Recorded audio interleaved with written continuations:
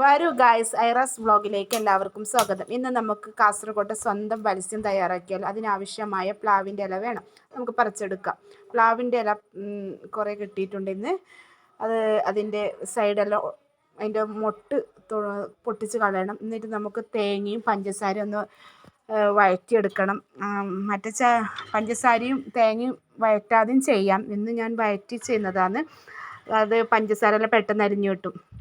അതിനാവശ്യമായ മാവ്, അതിലേക്ക് ഞാൻ പത്തലെല്ലാം ചുടുന്ന പൊടിയാണ് എടുത്തത്. പച്ചരി പൊടിയല്ല, പത്തൽ ചുടുന്ന പൊടിയാണ് എടുത്ത് അതിലേക്ക് കുറച്ച് വെള്ളം ഒഴിച്ച് ആവശ്യത്തിന് ഉപ്പും ചേർത്ത് പ്ലാവിൻ്റെ ഇലയിൽ ഇതുപോലെ ചെറിയ കട്ടി കുറഞ്ഞ രീതിയിൽ ഞാൻ പരത്തി കൊടുക്കുന്നുണ്ട്.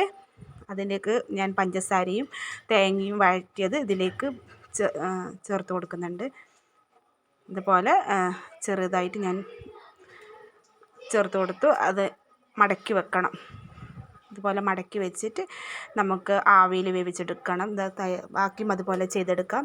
തയ്യാറാക്കിയ മത്സ്യത്തിൻ്റേത് ഇത് നമുക്ക് ആവിയിലൊന്ന് വേവിച്ചെടുക്കാം. ഞാൻ നേരത്തെ അപ്പച്ചമ്പ് ചൂടാൻ വെച്ചിട്ടുണ്ടായിരുന്നു. അതിലേക്ക് നമുക്ക് ഇത് ഓരോന്നോരോന്നായി വെച്ച് കൊടുക്കാം. നല്ല സ്വാദിഷ്ടമായ മത്സ്യമാണ്.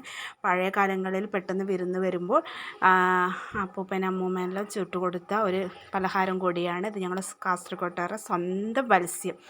ഈ പലഹാരം ഇഷ്ടപ്പെട്ടാൽ ലൈക്ക് ചെയ്യുക, സബ്സ്ക്രൈബ് ചെയ്യുക, ഷെയർ ചെയ്യുക. ഇതാദ്യമായിട്ട് കാണുന്നവരാണെങ്കിൽ സബ്സ്ക്രൈബ് ചെയ്യാൻ മറക്കല്ലേ. അടുത്ത വീഡിയോ കാണുന്നവരെ ബൈ. ഇതാ നല്ല രീതിയിൽ കിട്ടിയിട്ടുണ്ട്.